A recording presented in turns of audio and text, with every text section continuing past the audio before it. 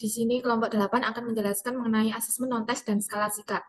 Nah, untuk subbab yang kita bahas adalah ada pengertian asesmen non-tes dan skala sikap. Yang kedua yaitu jenis-jenis skala sikap, kelebihan dan kekurangan skala sikap, manfaat skala sikap, langkah-langkah penyusunan skala sikap, contoh skala sikap, dan sumber referensi yang kita gunakan. Memasuki bab yang pertama yaitu asesmen non-tes dan skala sikap.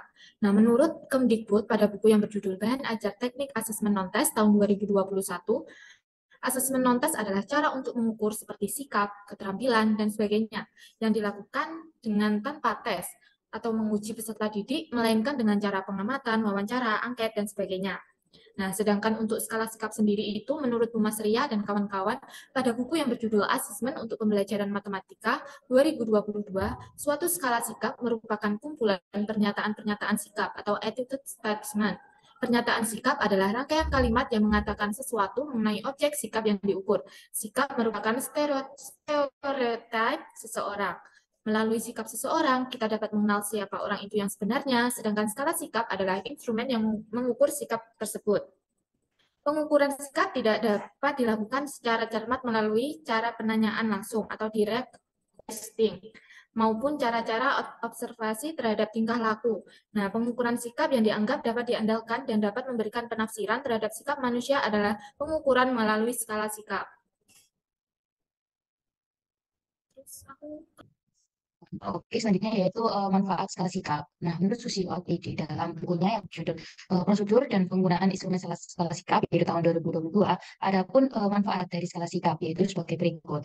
Ya, yang pertama ini mengungkapkan ciri-ciri spesifik individu yang tidak diungkap oleh akademik, yaitu mungkin contohnya yaitu seorang siswa mungkin memiliki nilai baik, tetapi kurang percaya diri dalam berbicara di depan umum. Kemudian untuk yang kedua yaitu mengidentifikasi pola pertumbuhan dan perkembangan. Nah, contohnya di sini yaitu siswa yang awalnya malu menunjukkan peningkatan kepercayaan diri setelah beberapa bulan kemudian. Nah, yang ketiga ini yaitu memberi tanda-tanda untuk konseling. Contohnya mungkin siswa yang menunjukkan sikap negatif terhadap sekolah, mungkin ini membutuhkan dukungan tambahan gitu. Untuk yang keempat, menyiapkan peran pada orang tua. Nah, di sini itu contohnya laporan bisa mencakup kemajuan sosial siswa selain yaitu prestasi akademiknya. Satu poin kelima yaitu sebagai tambahan dalam menyiapkan rekomendasi. Nah, di sini contohnya yaitu siswa dengan minat tinggi dalam seni, mungkin disarankan untuk mengambil program seni tersebut. Nah, untuk poin keenam yaitu membantu peserta didik dalam melihat bagaimana orang lain memandang dirinya. Ya, contohnya itu seorang siswa bisa menyadari bahwa teman-temannya menghargai kreativitas pada dirinya. Untuk yang terakhir yaitu memotivasi peserta didik untuk meningkatkan aspek-aspek positif pada dirinya dan mengatasi kekurangan dirinya. Itu mungkin contohnya yaitu siswa yang melihat peningkatan dalam keterampilan sosialnya mungkin lebih termotivasi untuk berpartisipasi dalam kegiatan kelompok. Selanjutnya adalah kelebihan dan kekurangan skala sikap. Menurut Susilo, TD dalam bukunya yang berjudul Prosedur dan Penggunaan Instrumen Skala Sikap tahun 2022, adapun kelebihan dan kekurangan dari skala sikap yaitu sebagai berikut. Yang pertama, kelebihan skala sikap. Melalui skala sikap, responden dapat diklasifikasikan menurut urutan kelas berdasarkan skor yang diperoleh. Yang kedua, dalam penyusunan skala sikap terdapat kebebasan dalam memasukkan pertanyaan-pertanyaan asalkan sesuai dengan konteks permasalahan. Nah, dalam penyusunan pertanyaan ini itu fleksibilitas dalam merancang asalkan itu relevan dengan objek yang diukur. Untuk yang kelebihan yang ketiga, dalam skala sikap dapat mengukur validitas dan reliabilitas instrumen. Yang keempat, lebih mudah dalam analisa setelah skor setiap item dari para responden didapatkan. Nah, nilai numerik mudah dalam perhitungan statistik dan kesimpulan.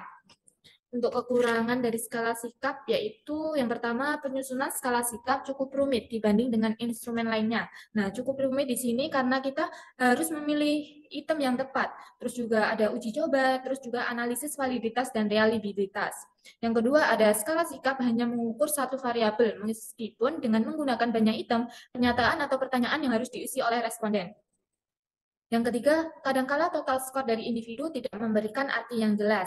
Nah, dalam memberikan arti yang jelas itu sulit dalam mengambil keputusan karena membutuhkan interpretasi tambahan agar kesimpulan itu jelas. Dan itu selanjutnya yaitu langkah-langkah penyusunan skala sikap. Nah, menurut Susilo Dede dalam bukunya yang berjudul Prosedur dan Penggunaan Instrumen Skala Sikap tahun 2022, ada pun langkah-langkahnya sebagai berikut, yaitu penyusunan spesifikasi. Nah, maksudnya di sini yaitu mencakup 4 eh, tahapan, yaitu yang pertama merumuskan tujuan pengukuran. Nah, ya, di sini penyusunan skala sikap merumuskan tujuan umum, penyusunan dan penyelenggaraan penyusunan skala. Nah, selanjutnya yaitu merumuskan tujuan umumnya ke dalam tujuan-tujuan khusus. Kemudian menentukan subjek pengukuran. Di sini penyusunan skala sikap menentukan siapa atau calon responden dan berapa jumlahnya. Nah, kemudian yaitu menentukan waktu yang disediakan. Yang keempat, menyusun kisi-kisi dan jumlah pernyataan. Nah, di sini menetapkan aspek-aspek serta indikator kepribadian pendidik, baik yang berupa perilaku, sikap, sifat, kondisi-kondisi kejiwaan lainnya yang ingin diselaraskan dengan setiap tujuan khususnya. Gitu. Untuk yang kedua yaitu penulisan pernyataan.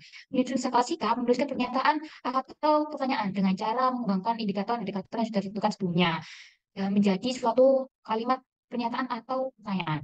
Nah, yang ketiga yaitu penelaah pernyataan. Di sini tuh selanjutnya penyusunan skala sikap ini mengkaji yaitu isi maupun bahasa setiap pernyataan atau pertanyaan yang dibuat. Kemudian kita selanjutnya itu perakitan instrumen. Dan yang kelima yaitu melakukan uji coba. Ya, di sini penyusun melakukan uji coba atau try out untuk menguji validitas dan reliabilitas instrumen kepada responden lain yang memiliki karakteristik sama atau mirip dengan responden yang sesungguhnya. Yang keenam yaitu analisis hasil uji coba tersebut. Yang terakhir yaitu seleksi dan perakitan ulang pernyataan yang sesuai. Baik, selanjutnya yaitu jenis-jenis skala sikap. Yang pertama ada skala diferensial semantik. Menurut Muhammad Bautin dan Ainullah, dalam bukunya berjudul Buku Ajar Statistik Pendidikan tahun 2021, untuk skala diferensial berbentuk kontinum, di mana jawaban sangat positif berada di satu ujung garis dan jawaban sangat negatif berada di sisi sebaliknya. Jadi pada skala diferensial semantik, itu ada skala dengan dua kata sifat yang berlawanan. Ya, contohnya di sini ada menarik dan membosankan. Kemudian skala Likert. Menurut Muhammad Bautin dan Ainullah dalam bukunya yang berjudul Buku Ajar Statistik Pendidikan tahun 2021, skala Likert merupakan alat ukur yang digunakan untuk mengukur sikap, pendapat, persepsi seseorang tentang fenomena sosial. Nah, pada skala Likert yang kami gunakan ini ada 4 jenis skala, yaitu yang pertama ada sangat setuju, yang kedua setuju, yang ketiga kurang setuju, dan yang keempat sangat tidak setuju. Kemudian skala Goodman. Menurut Muhammad Bautin dan Ainullah dalam bukunya yang berjudul Buku Ajar Statistik Pendidikan tahun 2021, skala Goodman merupakan instrumen pengumpulan data yang menggunakan jawaban yang lebih tegas. Sebagai contoh, yaitu ada jawaban ya tidak, benar salah, pernah tidak pernah, dan positif negatif. Contohnya dalam yang kami gunakan ini ada setuju dan tidak setuju. Kemudian skala rating scale. Menurut Muhammad Bautin dan Ainullah dalam bukunya yang berjudul Buku Ajar Statistik Pendidikan tahun 2001, rating scale merupakan instrumen pengolahan data mentah yang berupa angka dan ditafsirkan dalam bentuk kualitatif. Jadi, pada skala rating scale, itu jawaban skalanya sudah didefinisikan terlebih dahulu. Jadi, responden hanya mengisikan angkanya saja. Contohnya ini adalah 1 itu untuk sangat kurang, 2 untuk kurang, 3 untuk sedang, 4 untuk baik, dan 5 untuk amat baik. Kemudian skala Thurston. Menurut Prof. Dr. Amuri Yusuf, MPD, dalam bukunya berjudul Metode Penelitian Kuantitatif, Kualitatif, dan Penelitian Gabungan, skala ini mula-mula dikembangkan oleh Louis Leon Thurston. Jadi pada skala Thurston itu memiliki nilai yang berbeda-beda setiap soalnya. Setiap soalnya itu memiliki nilai dari rata-rata, kemudian rata-rata totalnya itu diberikan interval yang sama pada setiap soal. Contohnya seperti yang ditampilkan. Untuk nomor 1 itu 10,5, nomor 2 10,3, dan nomor 3 itu 10,1. Selanjutnya adalah contoh dari skala Likert.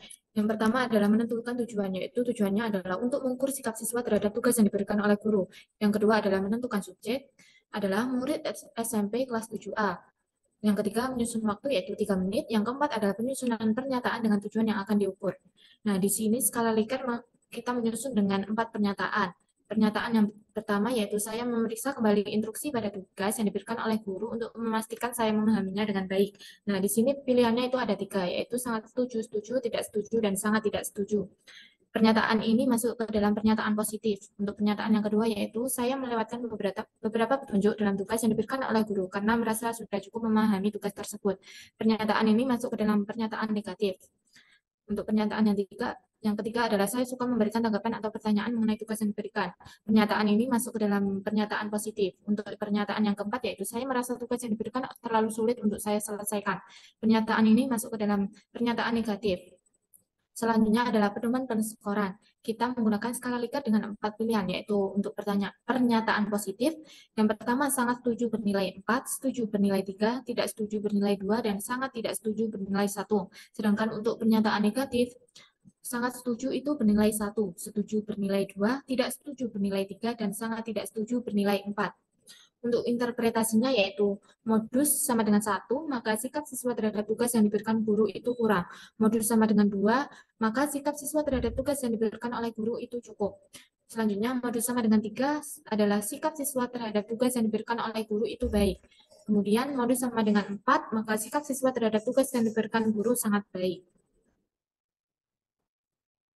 Nah, selanjutnya yaitu contoh skala Thurston. Yang pertama, tujuan yaitu untuk mengukur sikap siswa terhadap tugas yang diberikan guru. Kemudian subjek dari pengukuran ini yaitu murid SMP kelas 7A. Waktu yang diberikan yaitu 3 menit. Nah, pada skala Thurston yang sudah disebutkan di atas, pada skala Thurston itu nilainya itu yaitu rata-rata. Kemudian setelah setiap soal itu memiliki interval yang sama. Jadi, misal pada skala ini nilai maksimalnya yaitu 100. Kemudian dibagi 4 yaitu 25. Kemudian pada setiap soal memiliki interval yang sama. Jadi soal nomor 1 itu bernilai 23, soal nomor 2 bernilai 24, soal nomor 3 bernilai 26, dan soal nomor 4 bernilai 27. Kemudian pedoman skorannya yaitu jika nilainya kurang dari 25, sikap siswa terhadap tugas yang diberikan guru kurang.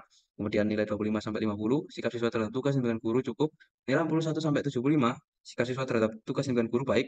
Nilai 76 sampai 100, sikap siswa yang diberikan guru sangat baik. Kemudian skala rating scale, yaitu di sini memiliki catatan, yaitu untuk poin 4 itu sangat setuju, poin 3 yaitu setuju, poin 2 yaitu tidak setuju, poin 1 yaitu sangat tidak setuju. Jadi siswa bisa menjawab pernyataan-pernyataan ini dengan poin saja, yaitu dari catatan berikut. Kemudian untuk pedoman skornya sendiri, yaitu menjadi 4 pilihan. Untuk pernyataan positif itu sangat setuju bernilai 4, setuju bernilai 3, tidak setuju bernilai 2, sangat tidak setuju yaitu bernilai 1. Dan sebaliknya untuk pernyataan negatif. Kemudian untuk integritasnya sendiri, yaitu modus 1, itu maka sikap siswa terhadap tugas yang diberikan guru itu kurang. Modus 2 yaitu cukup, modus 3 yaitu baik, dan modus yang keempat yaitu sikap siswa terhadap tugas yang diberikan guru yaitu sangat baik. Kemudian yaitu contoh skala diferensial semantik. Seperti yang dijelaskan sebelumnya, tujuannya yaitu sama untuk mengukur sikap siswa terhadap tugas yang diberikan guru. Kemudian subjek dari pengukuran ini yaitu murid SMP kelas 7A, waktu yang diberikan yaitu 3 menit.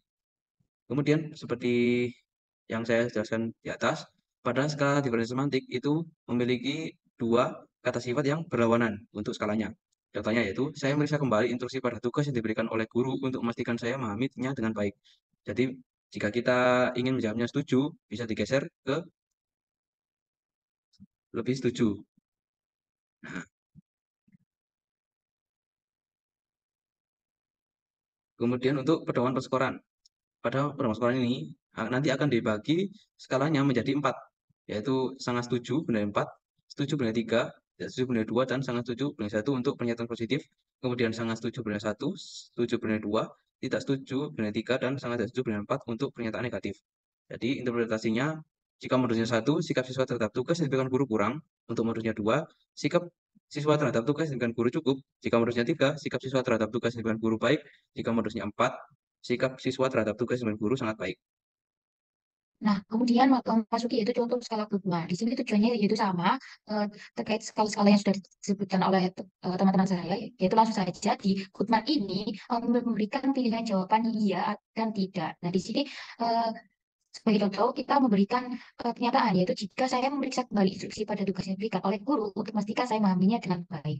Nah, peserta di sini bisa menjawab antara iya dan tidak. Nah, kemudian untuk pertemuan persekolah sendiri yaitu membagi menjadi 2 pilihan jawaban, yaitu untuk pernyataan positif jika bernilai 1 yaitu iya, jika bernilai 0 yaitu tidak, dan sebaliknya jika pernyataan itu negatif yaitu jika iya itu bernilai 0, jika tidak yaitu bernilai 1. Untuk interpretasinya yaitu jika skornya 0 itu sikap siswa terhadap tugas yang diberikan guru itu sangat sangat kurang. Untuk skor 1 yaitu kurang, skor 2 yaitu cukup, skor 3 yaitu baik, dan skor 4 yaitu sangat baik. Gitu.